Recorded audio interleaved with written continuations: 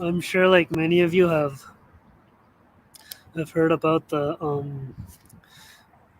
this the COP26. I think that's what it's called, like that conference happening in Rome where all the world leaders are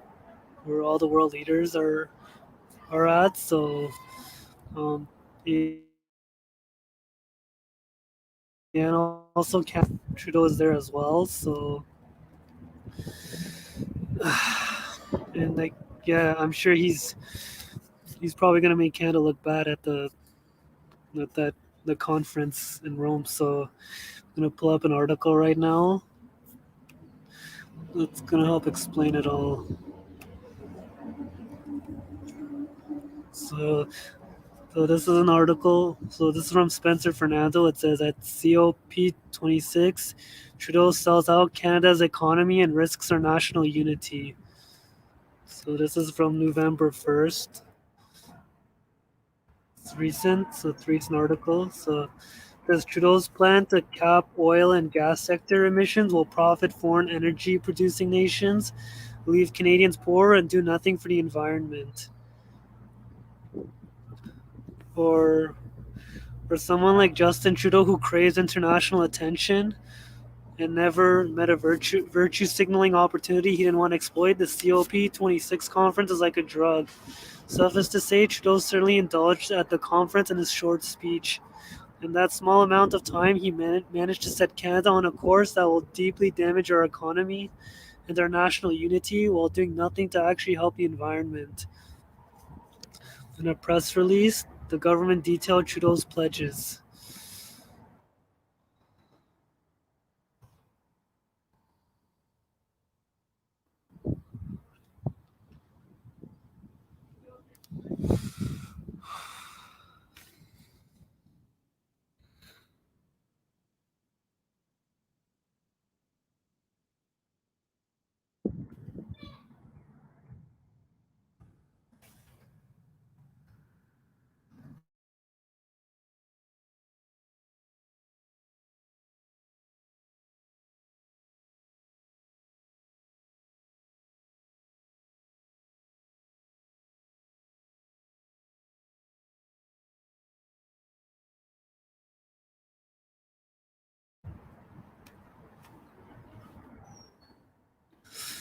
It says the Prime Minister Justin Trudeau today announced Canada's ambitious and enhanced plans to support the global phase out of thermal coal, help developing countries transition to clean fuel alternatives as quickly as possible, and reduce pollution in the oil and gas sector. Ending coal power emissions is one of the single most important steps the world must take in the fight against climate change. That is why the Prime Minister today announced that Canada is working toward ending exports of thermal coal by no later than 2030. The ban would follow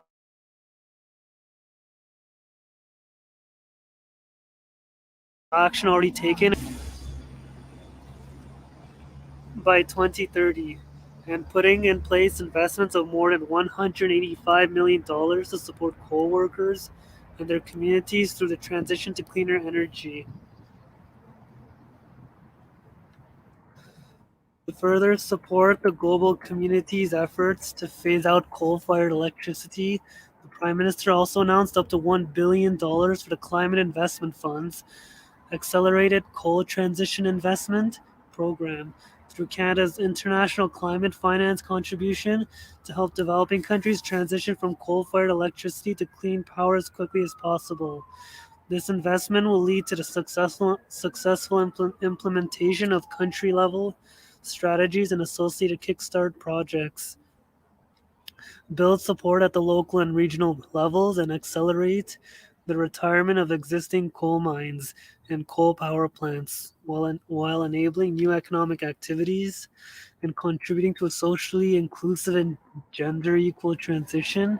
In addition, the Prime Minister announced $25 million in funding to the Energy Sector Management Assistance Program, a partnership with the World Bank.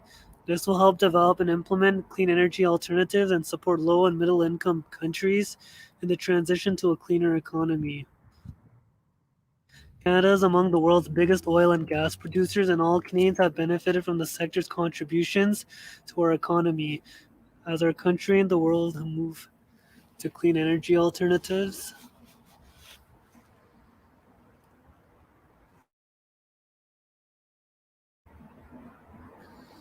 we need the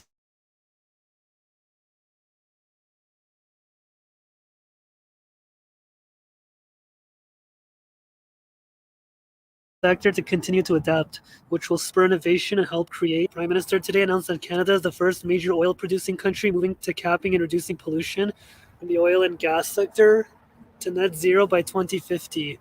To help do this at a pace and scale needed to achieve the shared goal of net zero by 2050, the government will set 5-year targets and will also ensure that the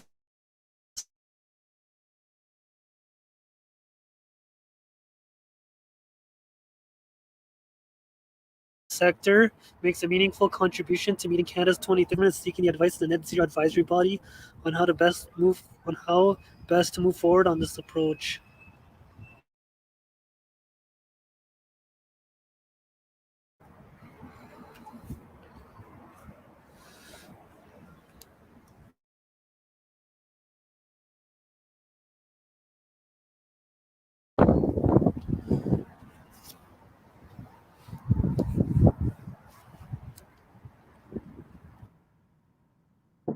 Restricting our economy, giving away more taxpayer money. As you read above, Trudeau's planning to give away another $1 billion in taxpayer dollars at a time when Canada is already deeply in debt. With the plan to ban thermal coal exports, Trudeau is directly intervening in the economy, using government power to crush the Canadian industry, and that treatment is being extended to the broader energy sector. Amazingly, Trudeau seems to think that other countries see Canada as an example. We'll cap oil and gas sector emissions today and ensure they decrease tomorrow at a pace and scale needed to reach net zero by 2050, said Trudeau. That's no small task for a major oil and gas producing country. It's a big step that's absolutely necessary. Trudeau appears to believe that other countries will follow in Canada's footsteps, while in reality they must be laughing.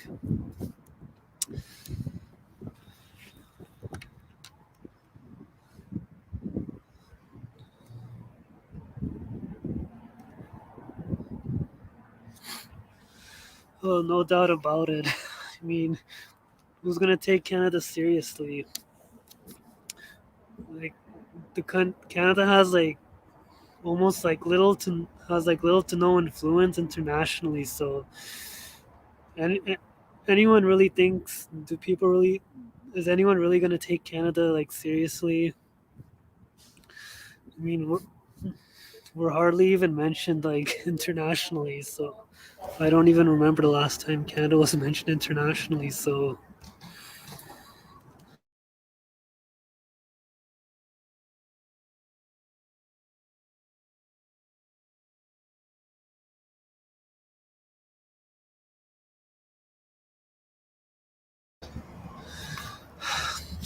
yeah, I'm sure other countries are laughing at Canada how ridiculous. Especially at Trudeau, they're probably laughing at how ridiculous he sounds when he's saying all this stuff. So yeah, and then it says, for example, U.S. President Joe Biden has been upset that China and Russia didn't have much of a presence at COP26. Of course, China uses tons of energy and Russia produces a lot of it. Russia thus benefits highly from a country like Canada weakening our own energy sector, since that means more potential profit and market share for Russia. And given China's plans to expand coal production, combined with their huge share of global emissions, anything Canada does, even if we shut down our entire country, would be easily cancelled out by China's actions,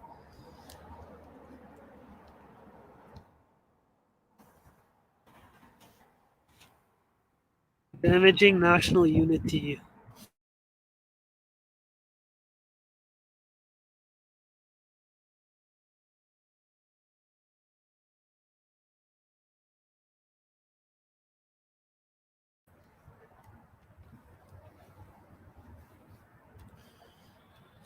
With Alberta having voted to end equalization, a clear message has been sent that Canada's current way of being organized isn't working.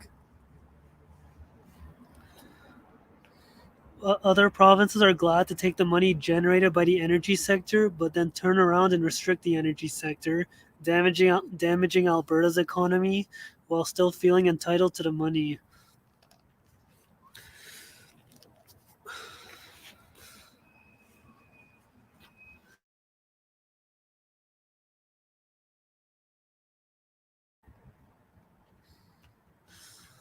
You know, like Alberta's like the economic engine of Canada of the country. So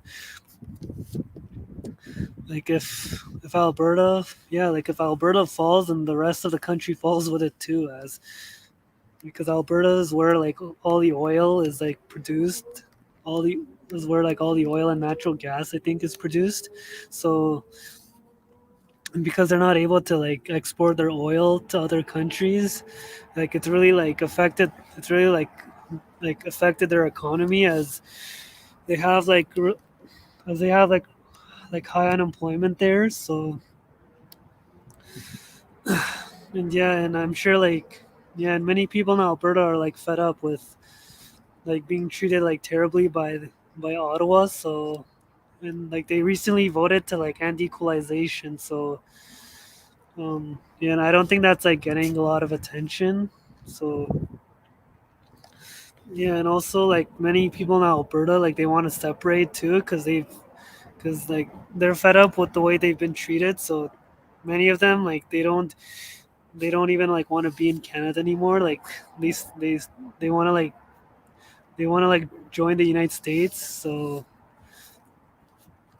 yeah, so they want to become like the one of like the states in America. So like I think the 51st state in America. So yeah, as many of them are fed up with the way like the province is being treated by the federal government. So yeah, like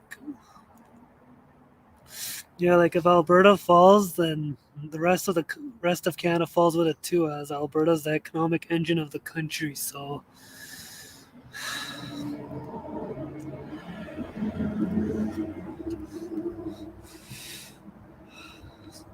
and then it says now with Justin Trudeau seeking to burnish his own woke image at an international conference by selling out the energy sector, national unity will be weakened even further.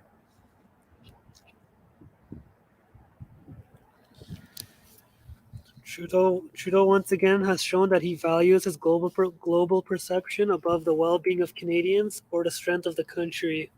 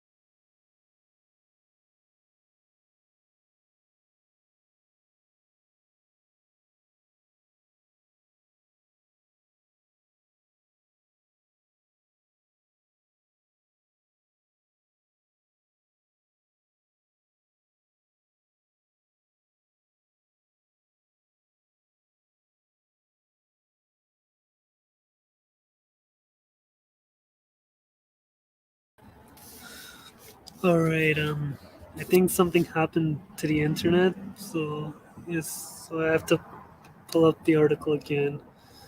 So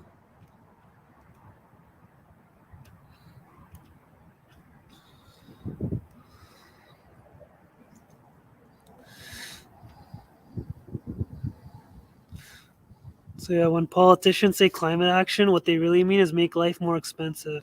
It's why the carbon tax keeps going up. Canada has one of the highest carbon taxes on earth, and why those in power always say we need to do more. For politicians like Justin Trudeau, the rising cost of living isn't a bug, it's a feature.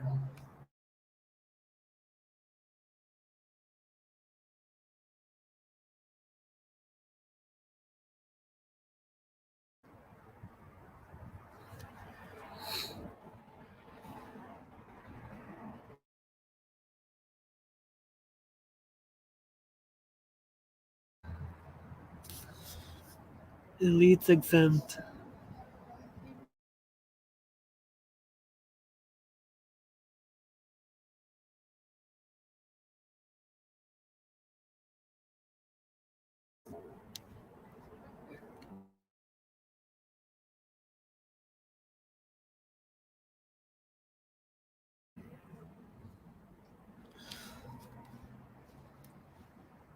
So then it says elites exempt. What makes much of those so infuriating, beyond the foolishness of our nation, wrecking our economy and allowing our competitors to profit at our expense, is the fact that the politicians and elites at the COP26 conference are exempt from any of the economic pain they're inflicting on others. They still fly in on their private jets. They still have luxury diets. They still consume as much as they want. Many, such as Prince Charles and other celebrities, have a carbon footprint that is orders of magnitude higher than the average person. Yet somehow feel they can lecture everyone else. Why do they not lead by example? Why don't they give up their lifestyles? Why don't they hold the conferences through Skype or Zoom? Once again, we see that what those in power really want is control, the ability to feel like saviors through forcibly changing the behavior of the masses. They see themselves as above everyone else, as the navigators of the world. Rather than embracing individual freedom and limited government, they want more and more centralization, more and more power, and more control.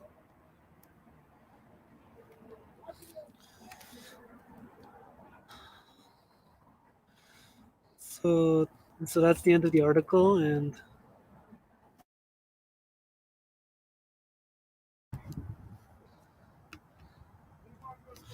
so yeah, that's the end of the article, and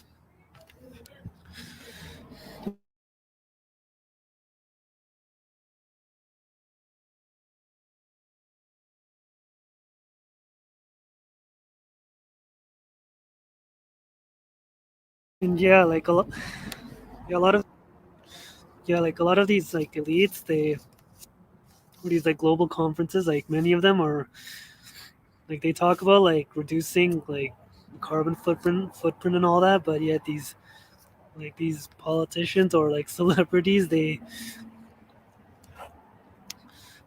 like fly in private jets and all that, which take up like which requires like more fuel and all that. So, but yet they want to lecture like yeah like regular people for not doing enough. So yeah, and I'm sure like Trudeau probably like embarrassed Canada at the it's probably embarrassing Canada at the COP like 26 conference. So yeah, like I'm sure whatever he said, like it's like the other countries are probably laughing at him because they're not gonna take anything Canada does or say seriously.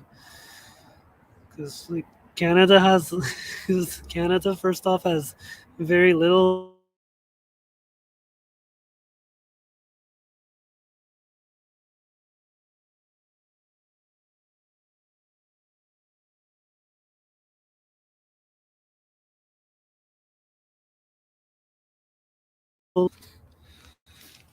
so yeah, Canada has like very little influence internationally, and so other countries they're not going to take us seriously,